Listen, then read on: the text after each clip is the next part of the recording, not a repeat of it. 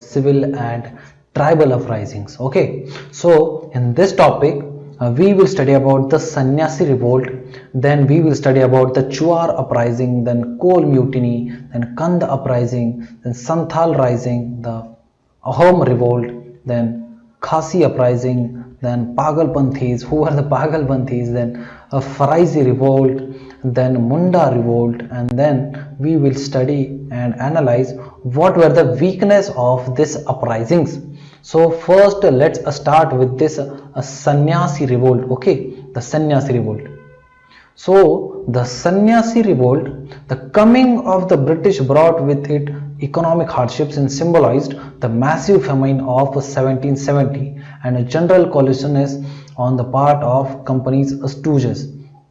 The restrictions imposed on visits to holy places stretched the sannyasis. Simply, let me put it in a simple way that when the Britishers came, there were a lot of restrictions on the movement of the sannyasis. Okay, so and even to the going to the religious places also. So that's because of that the sannyasis were agitated and they revolted against the British government. Okay, so the sannyasis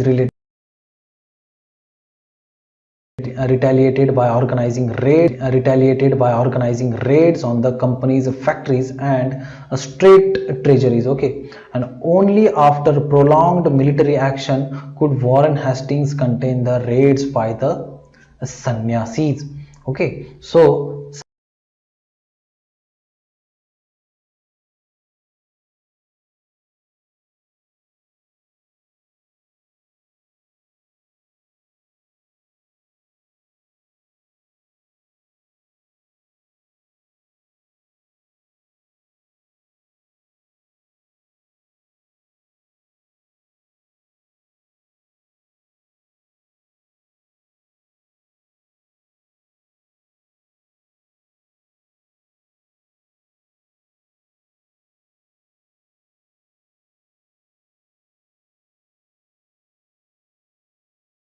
Sannyasi revolt was a very important, remember.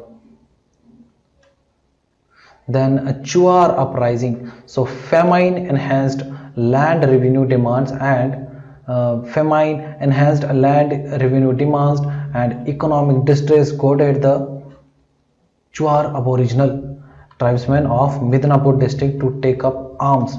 So the uprising lasted for from 1766 to 1772 and then again surfaced between 1795 and 1816. Okay, and where was it? It was in the Midnapur district. So remember the location of these uprisings. So it was in Midnapur district. Then Coal mutiny. So this covered Ranchi, Singhbhum, Hazaribagh, Palamau and western parts of Manbhum. So the trouble started with large scale transfers of land from coal headmen, that is Mundas, to outsiders like Sikh and Muslim farmers. So the coals of Chota Nagpur resented this and in 1831 the coal rebels killed or burnt about 1,000 outsiders. Only after large scale military operations could order is restored in the area. Okay, so this was mainly for the land.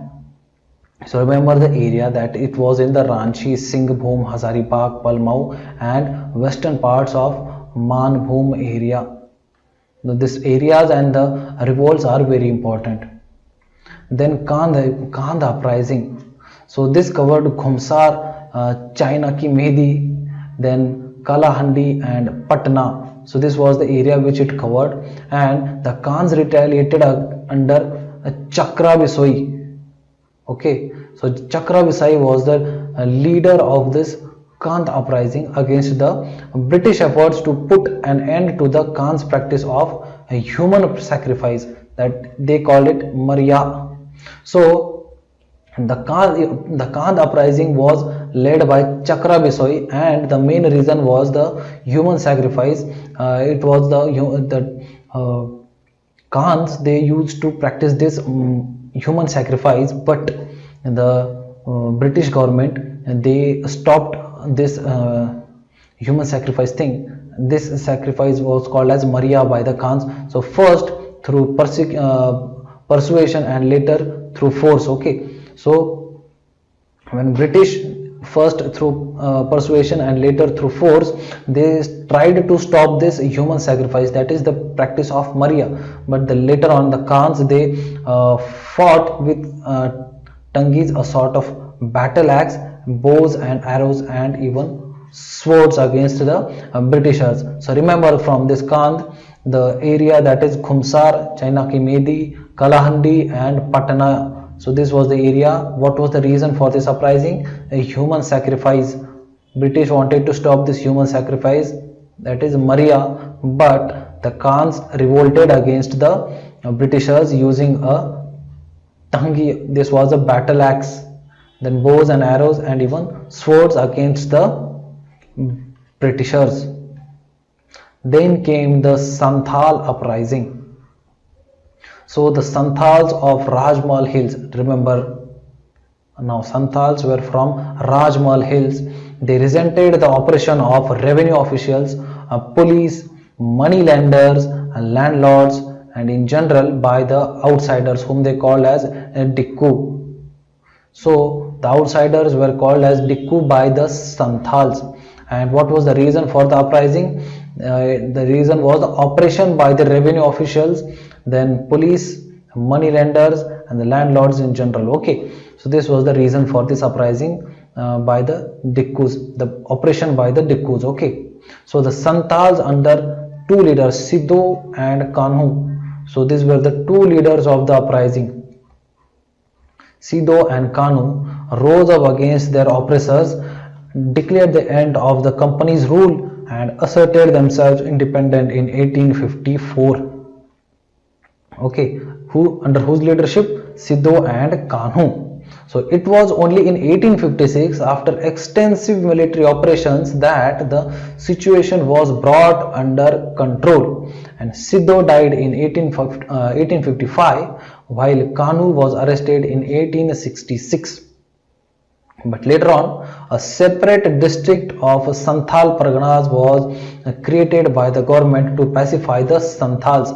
Now Santhal uprising was a big challenge for the Britishers, and the Britishers were able to curb it by putting lot of efforts. It was not that easy for the Britishers to control this Santhal uprising. They faced the fierce battle against they faced the fierce battle by the Santhals against them. Then came the Ahom revolt. Now the British had pledged to withdraw after the first Burma war from Assam. Okay, but after the war, instead of withdrawing, the British attempted to incorporate the Ahom's territories in the company's dominion. The same policy of expansion was adopted by the Britishers. They had promised to withdraw from the Assam from after the first Burma war, but they did not withdraw, and even they tried to incorporate the Ahom's territory. Ahoms are basically from Assam. Okay, so they tried to incorporate the Ahom's territory into the British dominion, that is the company's dominion. So this sparked off a so remember, this was the reason. What was the reason? There, because the Britishers were trying to incorporate the Ahom's territory into the company's dominion. So this was the reason. So what happened next? So this sparked off a rebellion in 1828 under the leadership of Gomadhar Konwar. Okay, so Gomadhar Konwar was the leader of the Ahom revolt. Okay, and finally the company decided to follow a conciliatory policy and handed over Upper Assam to Maharaja Purandar Singh Narendra, and part of the kingdom was restored to the Assamese king. So this was the Ahom revolt. Okay, and here you can see there is a memorial of Ahom fighters in Assam also. Then Khasi uprising. So after having occupied the hilly region between Garo and Jaintia hills, the East India Company wanted to build a road linking the Brahmaputra valley with Sylhet.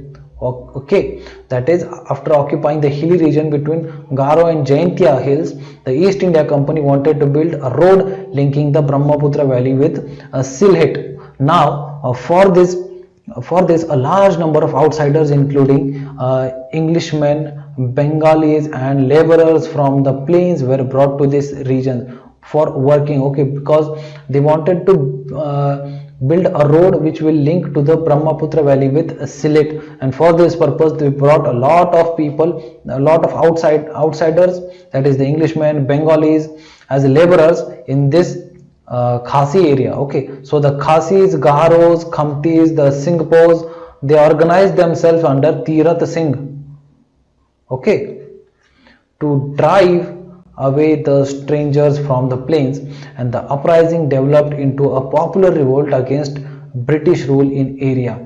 By 1833, the superior English military force had suppressed the revolt. So the revolt was going on, but later on it was suppressed by the military.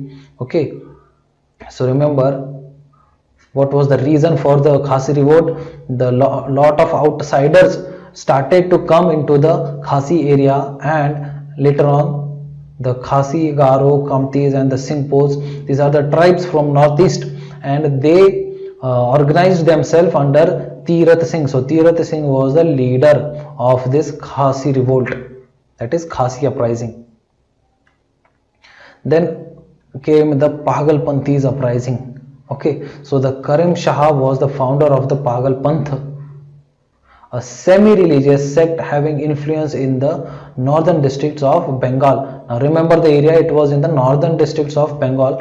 An activist fervor to the sect was impacted by Tipu, the son and successor of Karim Shah.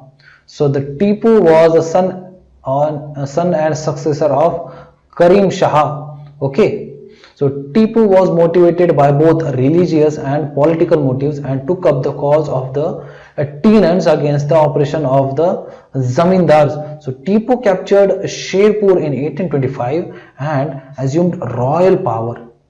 So he occupied the position and he assumed the royal power, and so the insurgents extended their activities to Garo hills, and the area remained disturbed in the 1830s and 1840s. So remember, what was the reason? Mainly the reason was some religious and political motives. This was the reason behind the revolt of the Pagalpanthis. And who was the leader? So the leader was Tipu, son of Karim Shah. Initially Karim Shah, and later on the Tipu was the leader of this Pagalpanthis revolt. Okay, then came the Faraisi revolt. So the Farizis were the followers of the Muslim sect founded by Haji Shariatullah of Faridpur in eastern Bengal. Okay, so they advocated radical religious, social and political changes. And Shariatullah son Dadu Mian, okay, that is Haji Shariatullah son Dadu Mian organized his followers with an aim to expel the English intruders from Bengal. Okay, he wanted to drive away the Englishmen from Bengal. So the sect also supported the cause of the tenants against the zamindars. So the Faraisi disturbances continued from 1838 to 1857, and most of the Faraisis joined the Wahhabi ranks. Okay, so here you can see Haji Shariatullah. Later on, Dadu Mian was the leader of this revolt. Now the leader of the revolts and the leader of the revolt and the revolt are very important, because this may be a question in the form of match the pairs. Then came the Munda revolt. So for over 3 decades, the Munda Sardar of Chota Nagpur had been struggling against the destruction of their system of common land holdings by the intrusion of Jagizars, Thikadars, that is revenue farmers, and traders, moneylenders.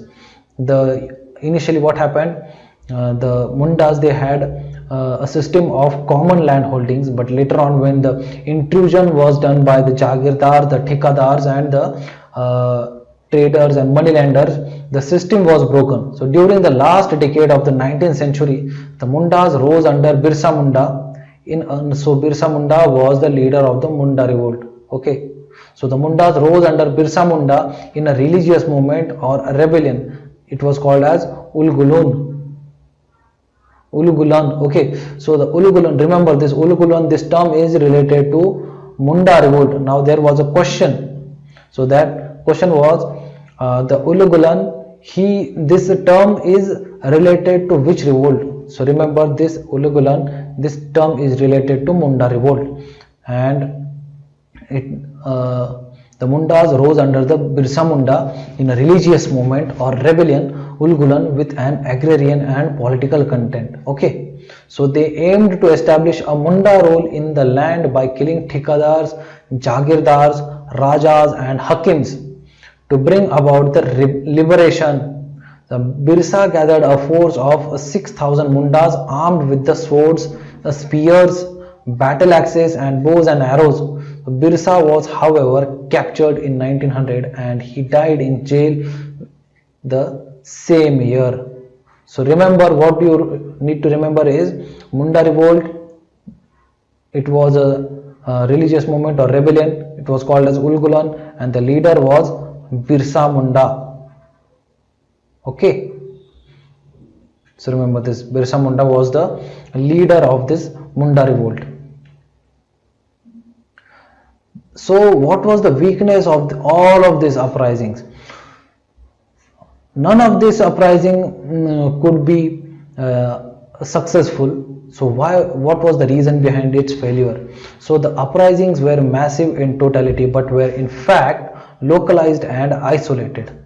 So it was massive in totality but in fact it was localized and isolated. No uprising was connected to each other.